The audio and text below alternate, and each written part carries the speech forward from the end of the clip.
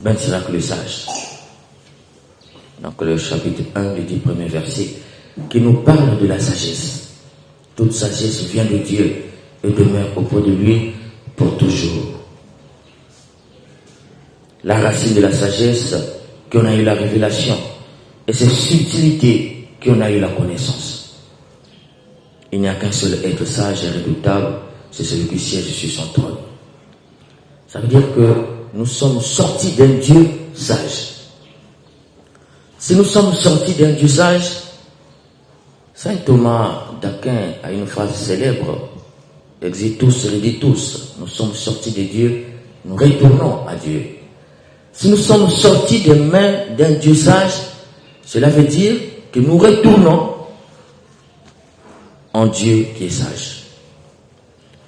Et si nous sortons de Dieu, nous retournons à Dieu qui est sage, cela veut dire le critère pour retourner à Dieu, c'est la sagesse.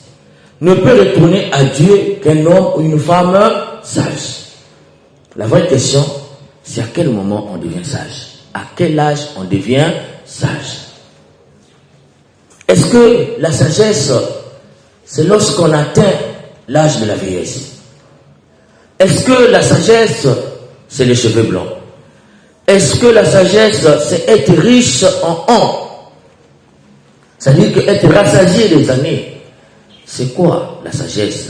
Et à quel moment on devient sage? Ben Sirach le sage nous répond aujourd'hui que la sagesse vient de Dieu. Et plus tard, il va nous donner la vraie définition de la sagesse.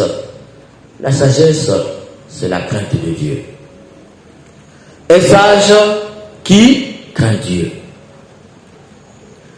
Dans notre tradition africaine, dans notre nation congolaise, nous entendons par-ci, par-là des gens qui sont des sages. On les appelle les sages de tel département, les sages de tel autre département, les sages de tel village, les sages de telle ville. Et souvent, ce sont ces gens-là qui décident pour nous. Lorsqu'il s'agit des vraies questions qui regardent la nation, on consulte les sages. Et ils disent, les sages de tel coin ont dit. Mes chers frères et sœurs, est-ce que le critère de la sagesse, c'est être riche la nuit? Est-ce que être sage, c'est avoir un totem nocturne? Est-ce que être sage, c'est avoir 4 lieux? Très souvent, nous nommons sage celui qui a un pouvoir mystique.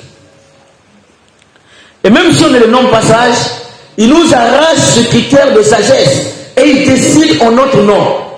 Et souvent leur décision, c'est une décision catastrophique pour le département et pour le village. La majorité des décisions de ces gens-là, ces décisions-là ne font pas développer nos villages et nos villes, même nos départements. Parce que ce sont des décisions personnelles, des décisions tirées du ventre. Parce qu'on veut avoir de l'argent. Il y a des gens qui ont fait de leur ventre leur Dieu. Et c'est le ventre qui le commande. Donc ils prennent des décisions en fonction de ce qu'ils mangent. Eux, avec leur famille. Et d'ailleurs, même pas la majorité de leur famille, puisque dans leur famille, on voit aussi des gens qui sont pauvres. Qui est sage et qui ne l'est pas? À quel âge on devient sage? Ben Sirach le sage nous répond aujourd'hui, chers frères et sœurs. Un sage qui craint Dieu. Si un enfant craint Dieu, cet enfant est sage. Si un vieillard ne craint pas Dieu, cet enfant est plus sage que ce vieux-là. Notre sagesse, ce n'est pas une sagesse philosophique. Notre sagesse tire sa source en Dieu parce que Dieu est sage. Et Dieu a en lui-même sa propre crainte. La vraie question aussi, c'est qu'est-ce que la crainte de Dieu? Si la sagesse c'est la crainte de Dieu, c'est quoi la crainte de Dieu? La crainte de Dieu, on nous dit c'est le commencement de la sagesse. Et donc la sagesse c'est la crainte de Dieu. La crainte de Dieu, c'est faire le bien et éviter le mal. Si la sagesse c'est la crainte de Dieu et que la crainte de Dieu c'est faire le bien et éviter le mal, ça veut dire un sage qui fait le bien et qui évite le mal. Si cet enfant qui a 5 ans pratique le bien et ne fait pas le mal, il est plus sage que toi, le vieux ou la vieille qui fait le mal aux gens. Chaque fois que tu penses le mal, chaque fois que tu fais le mal, chaque fois qu'en toi il y a une habitation d'esprit de nuisance, l'esprit de faire du mal aux gens, l'esprit de tarauder l'existence, l'esprit c'est-à-dire de rendre la vie invivable, perturber la quiétude des autres. Chaque fois que tu sapes la paix, chaque fois que tu sèmes la division, tu n'es pas sage. Chaque fois que tu es infidèle, tu n'es pas sage. Chaque fois que tu mens, tu n'es pas sage. Chaque fois que tu troubles l'ordre de la famille, l'ordre dans le groupe, il y a des gens, c'est-à-dire que leur présence est déjà un événement malheureux. Des oiseaux de mauvais augure. Dès lors que tu vois cette personne-là, tu sais déjà qu'il y a une mauvaise nouvelle. Il y a des gens, dès le matin, quand tu se réveilles, c'est pour aller comporter les informations dans le quartier. Tu as entendu? On a dit ceci, on a dit cela. Hier, j'ai vu un tel avec un tel. Donc, c'est sûr que, voilà, toi, tu n'es pas au courant. Les gens de bas esprits, on appelle ça des petits esprits, qui ne font que parler des gens. Parce que les esprits gonds, c'est des gens qui parlent des idées. Ils ne parlent pas des individus. Chers frères et sœurs, ce matin, c'est là que le sage te rappelle que chaque fois que tu pratiques le mal, sache que tu n'es pas sage. N'importe quelle décision que tu vas prendre, si cette décision te conduit à faire le mal, tu n'es pas sage. Et chaque fois que tu pratiques le bien, chaque fois que tu fais ce qui est bien, c'est-à-dire que ce qui réjouit Dieu, ce qui réjouit les autres, et ce qui te réjouit toi-même, tu es sage. Il y a des gens, ils sont ennemis de tout le monde.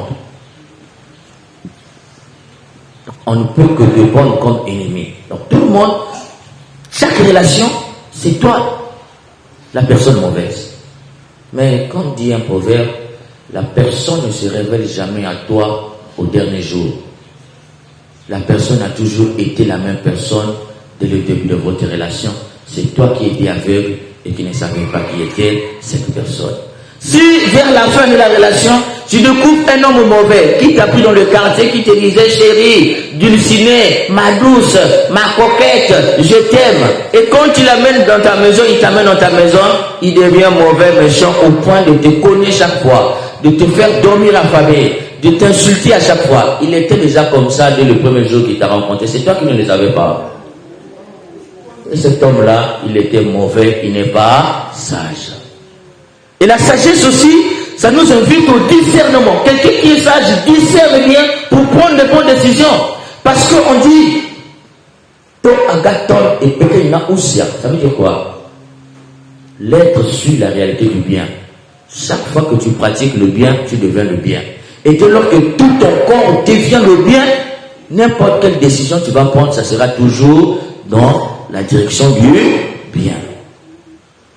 Et quelqu'un qui pratique le bien, il prend toujours les bonnes décisions. Et si quelqu'un de mauvais vient vers lui, tout de suite avec le bien, il saura que cette personne est mauvaise. Parce que jamais le mal emporte sur le bien.